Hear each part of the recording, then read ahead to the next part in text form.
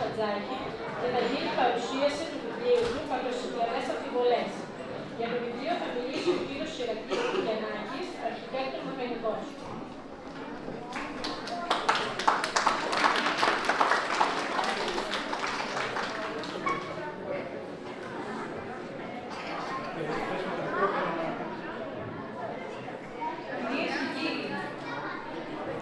Ευχόμαστε σε όλους μια όμορφη και δημιουργική χρονιά και ευχαριστούμε θερμά για την παρουσία σας.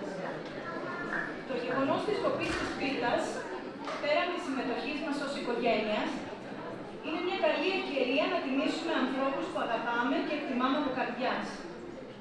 Βρισκόμαστε εδώ για να τιμήσουμε την προσφορά ενός ανθρώπου που είναι άρρηκτα δεμένος με την κοινότητα και την ενορία μας, του αγαπητού σε όλους μας κυρίου Γεωργίου Χατζάκη. Ο κύριος Γιώργος είναι κομμάτι του χωριού, όπως και το χωριό είναι κομμάτι της ζωής του. Αυτό που θα προσπαθήσω να κάνω μέσα από λίγες γραμμές είναι να θυμηθούμε μαζί την ως τώρα διαδρομή του. Γεννήθηκε και μεγάλωσε στο χωριό σε χρόνια που η ζωή δεν ήταν εύκολη, αλλά ήταν δεμένη με τους ανθρώπους, τη γη και τις αξίες. Από μικρός έμαθε τι σημαίνει δουλειά, συνέπεια και ευθύνη απέναντι στον τόπο του. Μετά την αποφοίτησή του από τότε, στο Εξαθέσιο Γυμνάσιο, εργάστηκε στην κοινότητα του χωριού ως γραμματικός. Μέσα από αυτή τη θέση, ήρθε ακόμα πιο κοντά στους συγχωριανούς του και στις ανάγκες τους, προσπαθώντας πάντα να λειτουργεί με συνέπεια και σεβασμό. Παράλληλα, δεν απομακρύνθηκε ποτέ από τη γη. Ασχολήθηκε με την οικογενειακή περιουσία, τις ελιές και τα μπέλια, δουλειές που τον κράτησαν δεμένο με τον τόπο και τον κύκλο της φύσης. Η προσφορά του όμως δεν περιορίστηκε μόνο στην καθημερινότητα, υπήρξε άνθρωπος με βαθιά ανησυχία για την ιστορική μνήμη και τον πολιτισμό του τόπου μας. Ερεύνησε και κατέγραψε ποιοι συγχωριανοί μας πήραν μέρος στο Δεύτερο Παγκόσμιο Πόλεμο, δημιουργώντας ένα πολύτιμο αρχείο μνήμης. Όχι για να προβληθεί κάποιος, αλλά για να μην σβηστούν τα ονόματα και οι πράξεις ανθρώπων που αγωνίστηκαν σε δύσκολους καιρούς.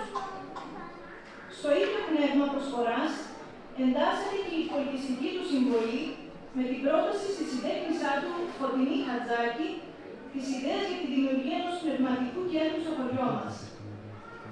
Μια ιδέα που γεννήθηκε από την ανάγκη να υπάρχει στο χωριό ένας χώρος συνάντησης, σκέψης και πολιτισμού.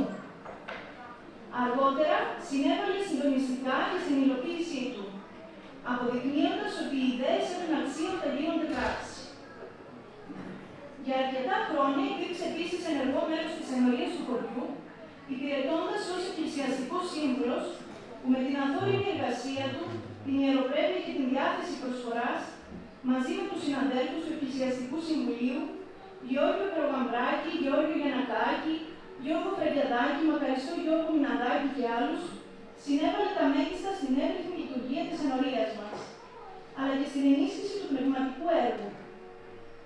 Οι γνώσεις, η εμπειρία και η συμβολή του ήταν πάντα πολύτιμες στις συνεδριάσεις μας, με διακριτικότητα, ευγένεια, αίσθημα ευθύνης, βλέποντας την Εκκλησία και ως χώρο ενότητας της κοινότητάς μας. Η προσφορά του δεν περιορίστηκε μόνο στις ηθικές υποχρεώσεις, αλλά έφτασε στην ουσία της διακονίας, προσφέροντας χρόνο, κόπο και αγάπη για την οικοδόμηση του σώματος της Εκκλησίας. Η εργατικότητά του, οι εύστοχες ιδέες του, όπως η επιμνημόσυνη δέηση για τους πεσόντες κατασυφιανούς στους πολέμους της πατρίδας μας, η οποία θα γίνει την πρώτη Κυριακή μετά την Εθνική Εορτή της 28ης Οκτωβρίου, και η ζεστή παρουσία του ήταν πολύτιμα δώρα για όλους μας. Σε όλη αυτή τη διαδρομή ζωής, καθοριστικό ρόλο είχε και η σύζυγός του, η κυρία Νίκη Χατζάκη, συνοδοιπόρος και στήριγμα παντού. Έζησαν μαζί τις ίδιες εποχές, τις ίδιες δυσκολίες και χαρές. Ήταν εκεί για να στηρίξει την καθημερινότητα, τις δύσκολες στιγμές και να μεταφέρει τα ήθη και τις παραδόσεις του χωριού. Ως πατέρας, ο κύριος Γιώργος Χατζάκης υπήρξε πάντα παρόν, με πράξεις περισσότερο παρά με λόγια. Έμαθε στα παιδιά του τον σεβασμό, τη σημασία της δουλειάς και το να μην ξεχνάνε από πού ξεκινήσανε. Όλες αυτές οι εμπειρίες, οι άνθρωποι, τα πειράγματα του χωριού, ο τρόπος που γίνονταν οι δουλειές, και η ζωή όπως ήταν τότε έμειναν ζωντανά μέσα του. Κάποια στιγμή γεννήθηκε η ανάγκη να γραφτούν. Πρώτα ως φίλοι στην εκκλησιαστική φυλάδα του χωριού και έπειτα συγκεντρωμένα όλα σε ένα βιβλίο. Όχι για να γίνουν λογοτεχνία, παρά για να μείνουν στις επόμενες γενιές. Αγαπητέ κύριε Χατζάκη, σας ευχαριστούμε για την υπομονή, την πίστη και την εθελοντική σας προσφορά που άφησε ανεξίτηλο το στίγμα στην ενορία μας. Ευχόμαστε ο Θεός να σας χαρίσει υγεία και δύναμη. Η πόρτα της Εκκλησίας μας θα είναι πάντα ανοιχτή για σας, καθώς θα παραμείνετε πάντα μέλος της μεγάλης οικογένειας. Σας ευχαριστούμε.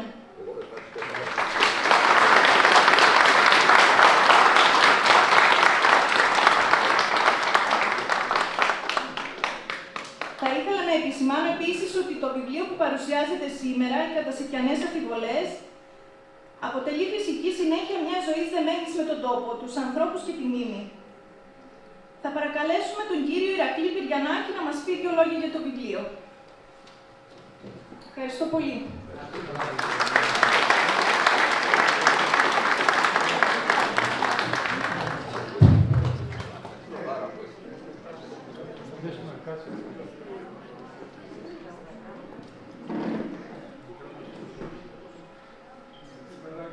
Για πολλά. Υγεία και ό,τι καλύτερο ατομικό και οικογενειακό. Πραγματικά επιτρέψτε μου και εγώ πολύ συγκεκριμένος απόψε με όσα έζησα, όσα ζήσαμε εδώ και έχω μόνο καλά λόγια να λέω. Θα τη θυμάμαι ειλικρινά αυτή τη βραδιά και να σας πω κάτι. Πριν από λίγο μιλούσα με τον πρόεδρο του συνεταιρισμού. Γιατί έχει μηδενική παραγωγικότητα η κάτω ασύνδεση. Γιατί γίνεται αυτό που γίνεται εδώ. Παπαγιώργη, νομίζω σε εσάς. Είναι και το χειροκρότημα και ό,τι έγινε από.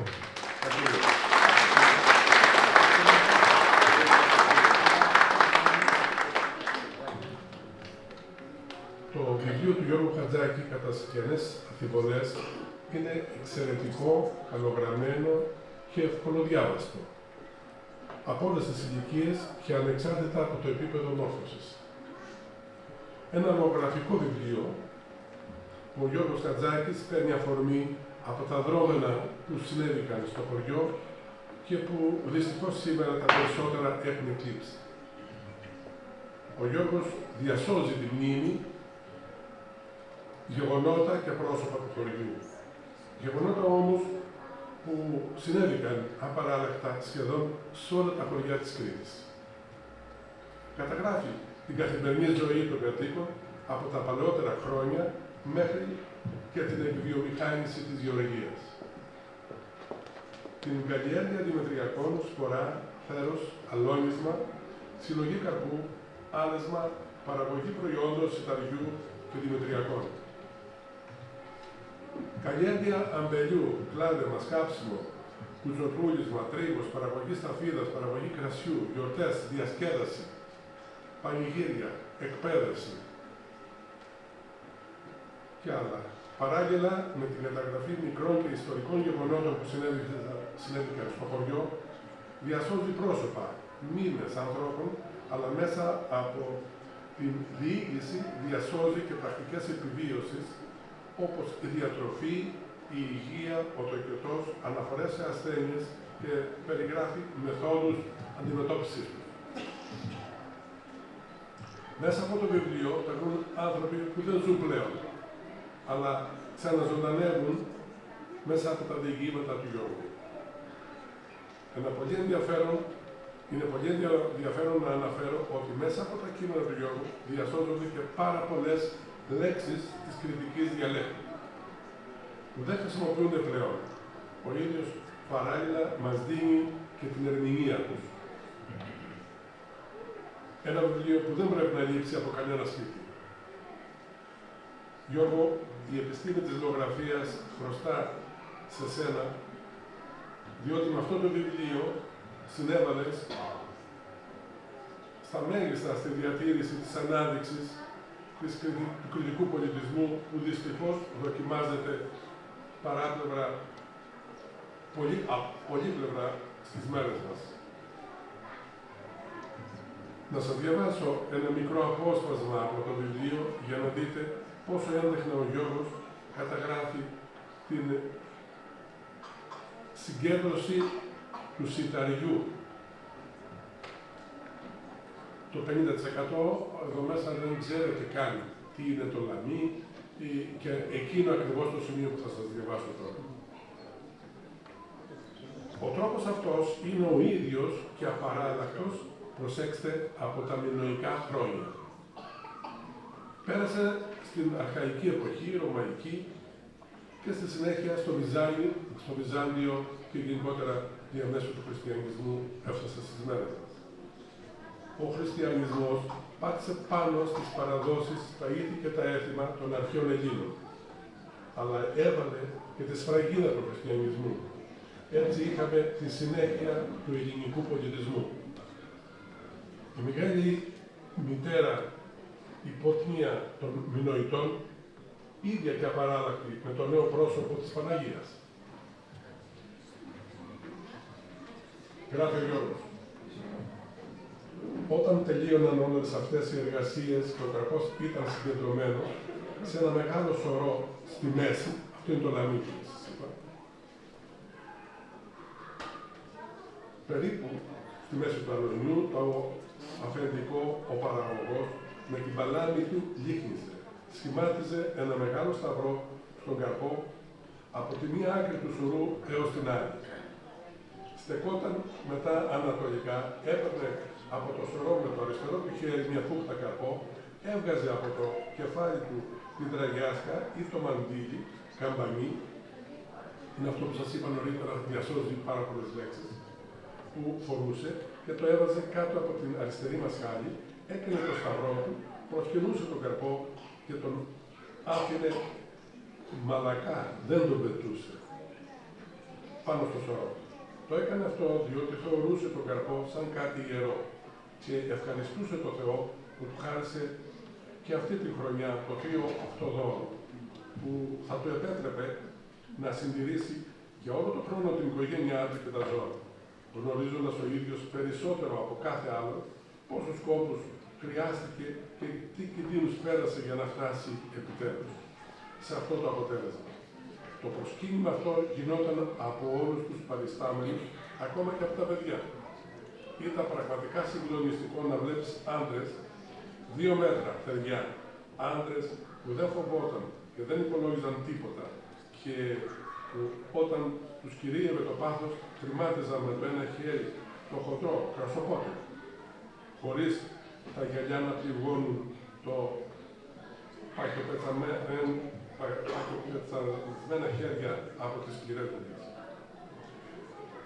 Άντρες κακοτράχαρους, ξυροψημένους από τον ήλιο και το κρύο, που δεν πατούσαν πόδι στην εκκλησία, να βλέπεις αυτούς τους άντρες να παίρνουν τον καρπό στο χέρι τους και να τον προσκυνούν με αυτή την ευλάβεια, δείχνοντας έτσι τον απόλυτο σεβασμό τους προς τα γεννήματα της γης και την ευλογία του Θεού. Γεννήματα που για να αποκτηθούν απαιτούσαν πολύ κόπο, υδρότα και αγωνία.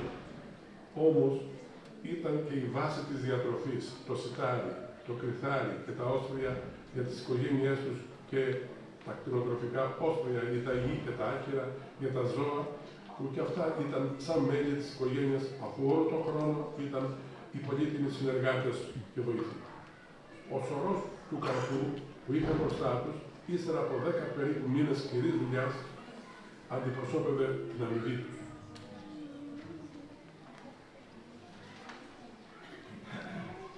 Καλοτάξω το βιβλίο Γιώργο.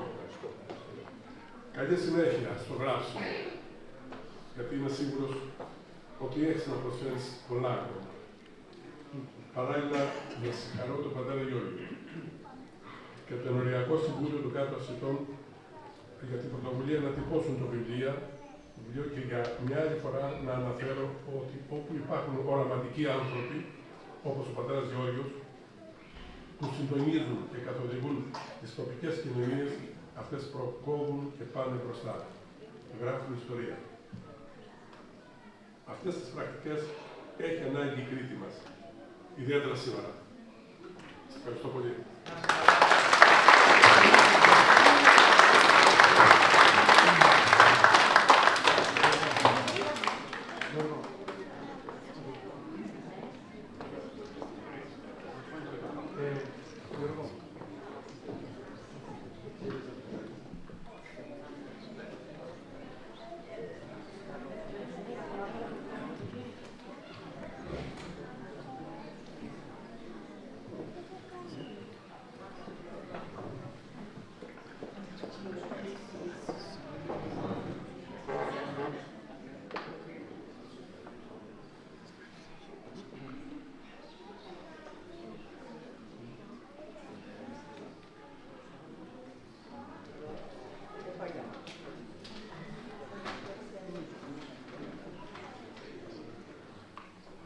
Καλησπέρα και από μένα.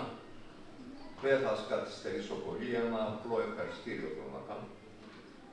Πρώτα θέλω να ευχαριστήσω τον πατέρα Γεώργιο που σχεδίασε και υλοποίησε αυτή την ωραία εκδήλωση, αλλά και επειδή ο πατήρ Γεώργιος μου έδωσε την αφορμή για να γράψω, αναθέτοντάς μου τη στήλη εύθυμα και σοβαρά στο ορκευόμενο παλαιότερα από την ενορία μας μηνιαίο φυλάδι. Επ' ευκαιρία όμως, σε ευχαριστώ Πάτερ για όλα όσα έχετε προσφέρει στην ενορία μας και γενικότερα στην κοινωνία του χωριού μας, κατά την 25ετή περίπου θητεία σας εδώ.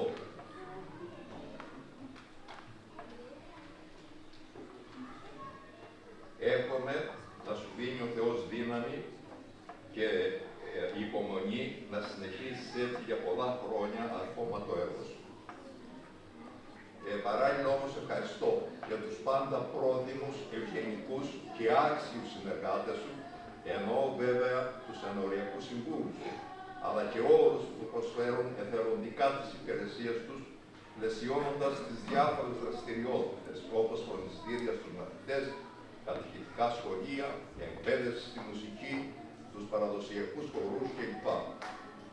Ευχαριστώ όμως και τον πάντα πρόθυμο να προσφέρει τις υπηρεσίες του όπου το ζητήσουν, αγαπητό μου ανιψό κύριο Ηρακλή Πυριανάκη, για τον τόσο ωραία και εμπεριστατωμένη παρουσίαση του βιβλίου μου κατά συγγενές αφιβολές.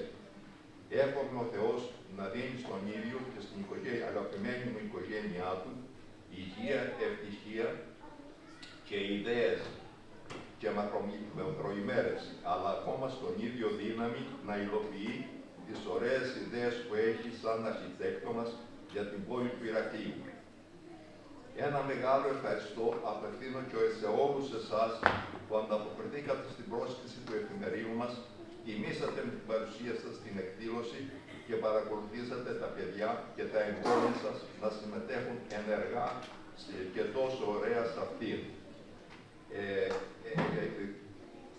Θέλω επίσης να ευχαριστήσω τους προέδρους της κοινότητας, κ. Χριστοδουλάκη, του Πολιτιστικού Συλλόγου, κ. Φραγκιαδάκη, του Αγροτικού Συνεταιρισμού, τον κ. Σκουλά.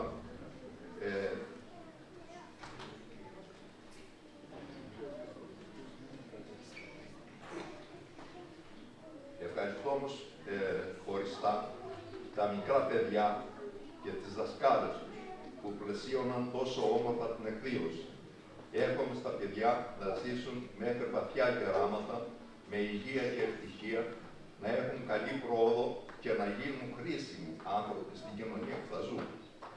Ευχαριστώ βέβαια και τους οργανοπαίκτες που τόσο ωραία παραδοσιακοί μουσικοί που μας χάρισαν, όπως και τους χορούς των παιδιών και των κυριών των χορών που πλαισίωσαν έτσι ωραία την εκδήλωση αυτή. Τελειώνοντας, προτείνω να παρακαλέσουμε σιωπηρά τον Κύριο να συγχωρέσει και να αναπάσει τον Σφοθό Νικολάου Χατζάκη.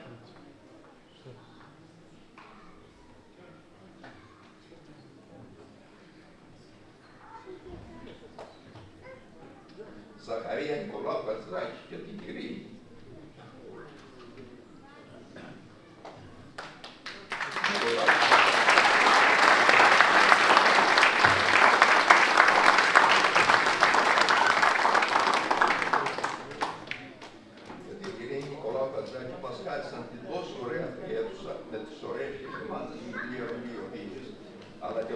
το τεράστιο οικόπεδο στην Ιερά Πετρά, σημερινής αξίας άνω του 1.000.000 ευρώ, για το οποίο η Συγγενική Διαδίκη της Σοφός γράφει να απολυθεί τα χρήματα που διατηθούν αποκλειστικά για τις ανάγκες και τον καλοπισμό του αγαπημένου του σκοπιού της κάτω Ασσύτης, όπως και το φιλανθρωπικό ίδρυμα του Ζαχαρία Νικολάου Χατζάκη που προσφέρει τρόφιμα και άλλα απαραίτητα είδη σε ανεξοφανμένους κατοίκους. Τέλος, εύχομαι ο καινούριος χρόνος να πραγματοποιήσει σε όλους τα όνειρα και τις προσδοκίες που επιθυμούν. Ευχαριστώ πάρα πολύ την ατμόσφαιρα.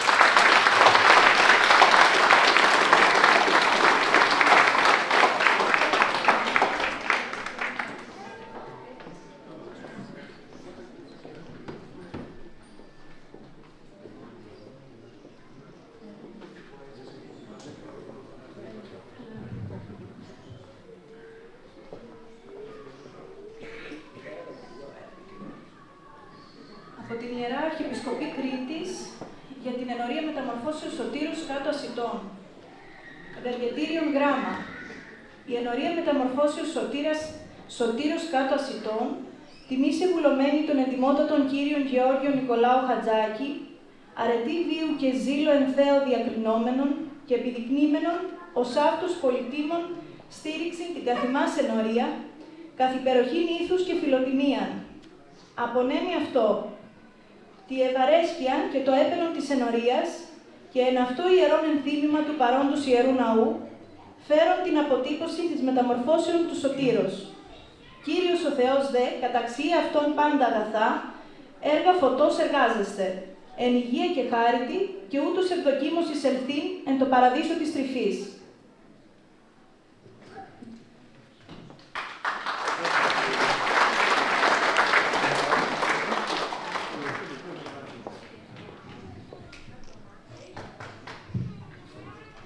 Θέλω να πω ένα πολύ μεγάλο ευχαριστώ. Υποκλεινόμαστε όλες οι Ασσίτες, γόνοι στον Γιώργο το Χατζάκη. Μεγάλη μας τιμή, πολύ μεγάλη μας τιμή, που η Σικιανή Γη γέννησε ένα τέτοιον άνθρωπο. Μεγάλη μας τιμή. Για μένα είναι προσωπική ευλογία, Γιώργο. Και νίκη. Γιατί σας θεωρώ δικούς μου ανθρώπους.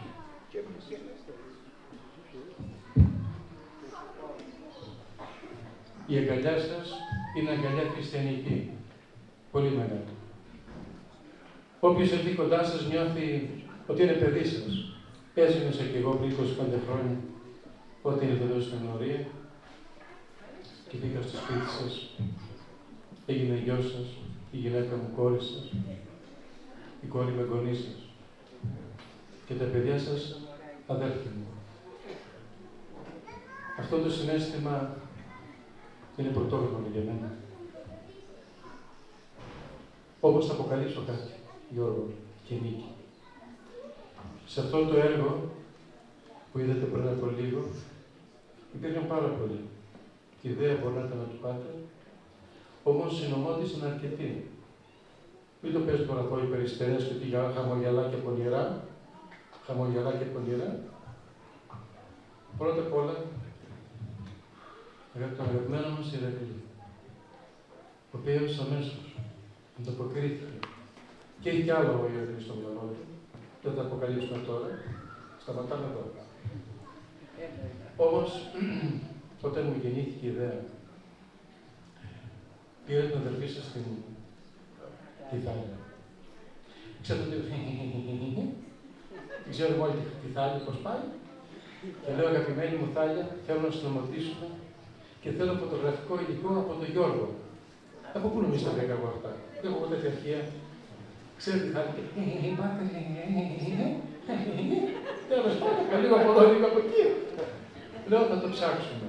Έτσι λοιπόν η Θάλια, συνομωτώντας με την αγαπημένη της κόρη και με την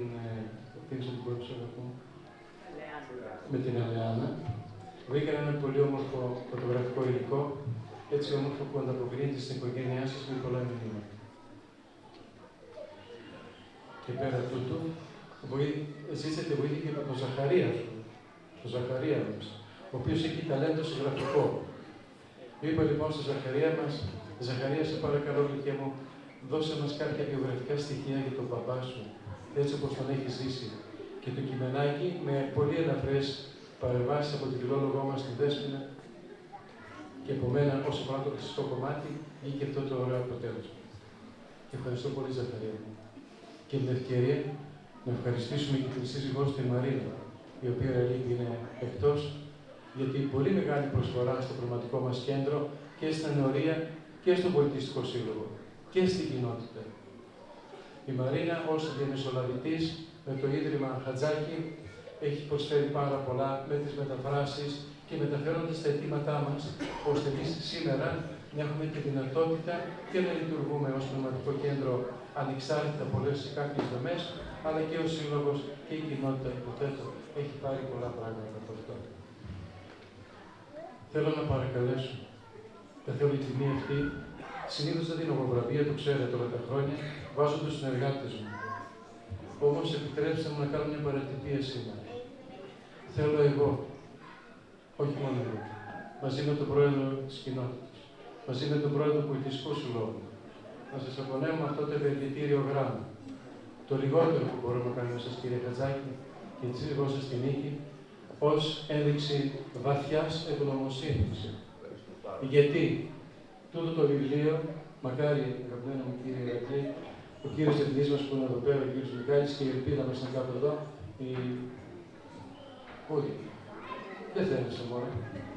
Στην πίσω πάρα. Μακάρι αυτό αποσπάσματα να βγουν στο Δημοτικό Σχολείο. Μακάρι.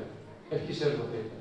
Μπορώ να παρακαλέσω τον πρόεδρο του Λόγου, της κοινότητας, ο Κώστας και τον κύριο το διοικητή μας εδώ, εκ μέρους της αστυνομίας. Όλοι μαζί από κοινού θα δώσουμε αυτό το ευεργετήριο.